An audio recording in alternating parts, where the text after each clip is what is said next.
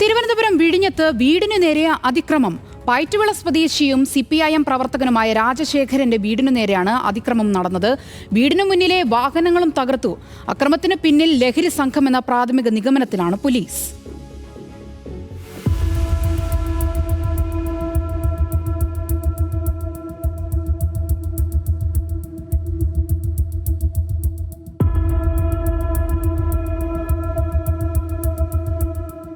ബുധനാഴ്ച പുലർച്ചെ 2 മണി 4-അംഗ സംഘമാണ് വിഴിഞ്ഞത്തെ രാജശേഖരന്റെ വീടിന് മുന്നിൽ ഭീകരാന്തരീക്ഷം സൃഷ്ടിച്ചത്. വീടിന്റെ ജനലുകൾ അടിച്ചു തകർത്തു. വീടിന് മുന്നിലുണ്ടായിരുന്ന ഓട്ടോറിക്ഷയും ബൈക്കും തകർത്തു. ഒടുവിൽ വീട്ടിലുള്ളവരെ കൊല്ലുമെന്ന് ഭീഷണിപ്പെടുത്തിയാണ് സംഘം മടങ്ങിയത്.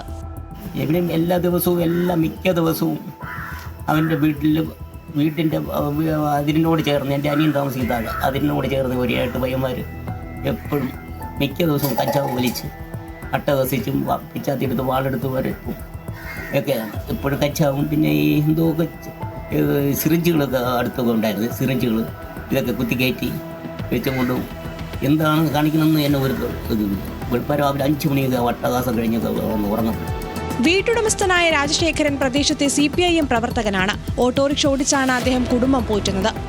ഈ അവൻ്റെ കൈ മുറിഞ്ഞ് ബ്ലഡൊക്കെ കടയിൽ തേച്ചിട്ട് പറയുകയാണ്, ഇത് എൻ്റെ മകൻ്റെ ബ്ലഡിന് പകരം എൻ്റെ ബ്ലഡ് തേക്കുന്നു എന്ന് പറഞ്ഞുകൊണ്ടാണ് ഇവിടെ വന്നു അട്ടഹസിച്ച് ഭയങ്കര പുള്ളി ഇറങ്ങി വാടാ എന്ന് പറഞ്ഞുകൊണ്ടുള്ള ഭയങ്കര ഇതായിരുന്നു. ഞങ്ങൾ ആരെങ്കിലും കഥ പറഞ്ഞെങ്കിൽ ഞങ്ങൾ എല്ലാത്തിനും കയറി.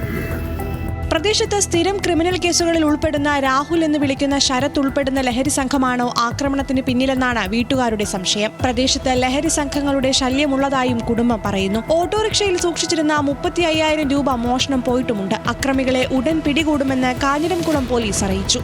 ന്യൂസ് മലയാളം, തിരുവനന്തപുരം.